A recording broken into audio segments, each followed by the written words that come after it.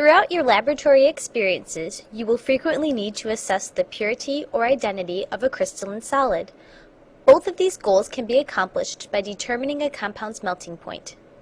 When a compound is in a crystalline solid state, the intermolecular forces that are holding the molecules together greatly outweigh the kinetic energy that is trying to pull them apart. Therefore, the molecules appear to vibrate in a fixed location. If energy is introduced into the system in the form of heat, the kinetic energy of the molecules, and thus the temperature of the system, is increased.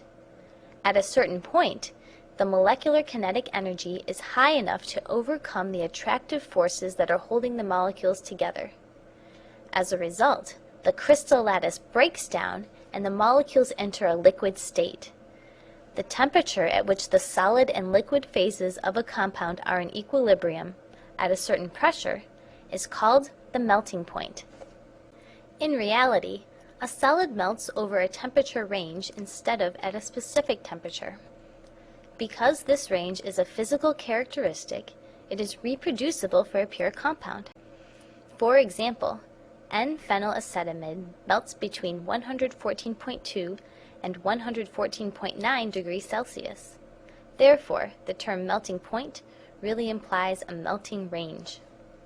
Although a variety of melting point apparatuses are commercially available, this video will demonstrate the determination of melting point by using the MELTemp. The MELTemp apparatus consists of an on-off switch, a sample holder, a light source that illuminates the sample, an eyepiece that magnifies the sample, a digital thermometer which indicates the temperature of the system, and a voltage control. The voltage control dictates the rate of heating, with a higher setting corresponding to a faster rate. The voltage control does not control the temperature of the system. Use caution when touching the MELTemp and always assume that the apparatus is hot, especially the part that is labeled "Caution, Unit Hot." The first step in determining a melting point is the preparation of the crystalline solid. To prepare the sample, you will need a spatula, a watch glass, a mortar and pestle, capillary tubes that are sealed at one end, and a long piece of glass tubing, such as a long stem funnel. Before proceeding, ensure that the crystalline solid is clean and dry. If the solid is wet, you can try to pat it dry with filter paper.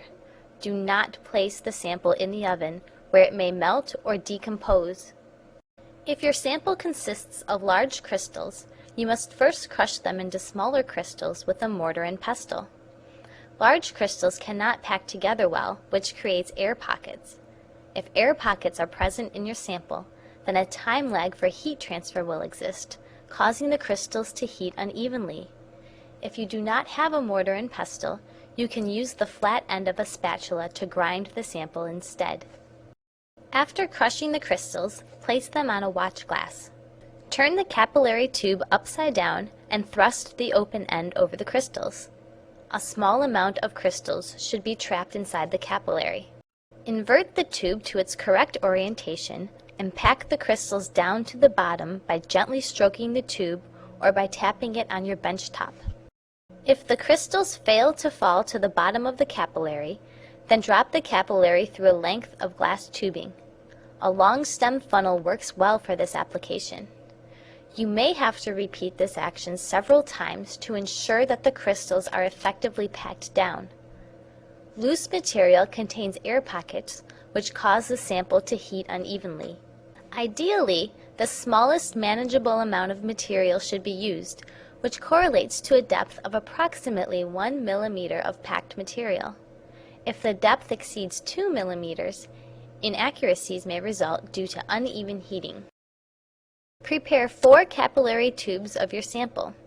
One filled capillary tube will be used to determine a crude melting point, and the other 3 will be used to determine your actual melting point in triplicate. If you do not know the expected melting point of your compound, you must first determine a crude melting point. Finding the approximate melting point of a sample will save a lot of time when performing the actual measurement. To determine the crude melting point, set the voltage on the MELTemp to 0 and wait until the apparatus has cooled to room temperature. Insert a sample, increase the temperature at a rate of 10 to 20 degrees Celsius per minute, and record a rough temperature when the sample melts. To determine the melting point of a crystalline solid, set the voltage on the melt temp to 0, turn on the power and the digital thermometer, and then insert a filled capillary tube into the sample holder. If the temperature is lower than 20 degrees Celsius below the expected melting point, then dial the voltage to a setting that enables the temperature to increase at a rate of 10 to 20 degrees Celsius per minute. After the temperature is within 20 degrees Celsius of the expected melting point, dial down the voltage so that the temperature increases at a rate of 1 to 2 degrees Celsius per minute. Watch the sample through the eyepiece and record the temperature when the first crystal starts to melt, which means when the first droplet of liquid appears. Finally, record the temperature when the last crystal disappears. Turn down the voltage, remove the melted sample, and throw it into the proper waste receptacle. Allow the melt temp apparatus to cool to 20 degrees below the melting point of the compound, and repeat the process 2 more times with the remaining samples to ensure reproducibility. Never remelt a compound because it may have undergone a chemical change while heating, such as oxidation, decomposition, or rearrangement. The point where the first crystal starts to melt can seem ambiguous to someone taking a melting point for the first time. As stated earlier, this is the point where the first droplet of liquid forms. It is not when the material begins to settle, soften, or shrink. Only the appearance of a liquid droplet indicates the beginning of melting. One common use for melting point is to assess the purity of a known compound. If an impurity is present in a sample, it will interrupt the crystal lattice and weaken the forces of attraction that are holding the molecules together. Therefore, the sample will melt at a temperature that is lower than expected. The sample will also melt over a wide temperature range. As a general guideline, if a compound melts over a range greater than 2 to 3 degrees Celsius, it is most likely impure. Another common application of melting point is the identification of an unknown crystalline solid. To identify a solid, simply compare the melting point of the unknown with the melting points of known compounds that are listed in a reference book. Typically, just the upper limit is reported in these reference books. When combined with other spectroscopic data, you may be able to identify your compound. To confirm that your compound is indeed what you think, prepare 3 samples containing mixtures of your unknown compound and the proposed compound. 20 to 80, 50-50, and 80 to 20 are good ratios to start with. Determine the melting point of each mixture. If all the mixtures melt at the same temperature and within the same range, you may have correctly identified your compound. If they do not, then you definitely have not identified your compound.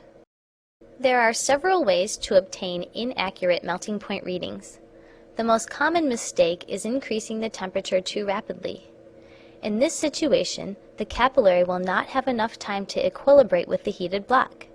As a result, the melting range will appear narrower than it actually is, and the melting temperature will appear higher. A sample that disappears upon heating indicates that it is subliming instead of melting.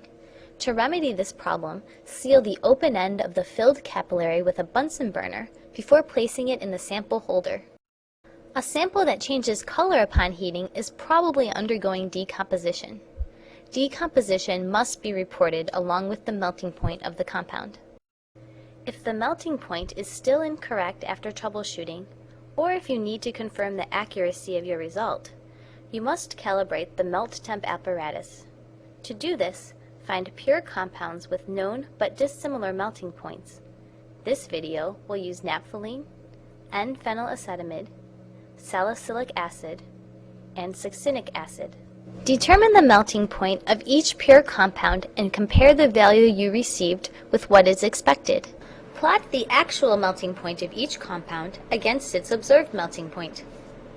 Use the resulting calibration curve to determine the expected melting point of your compound.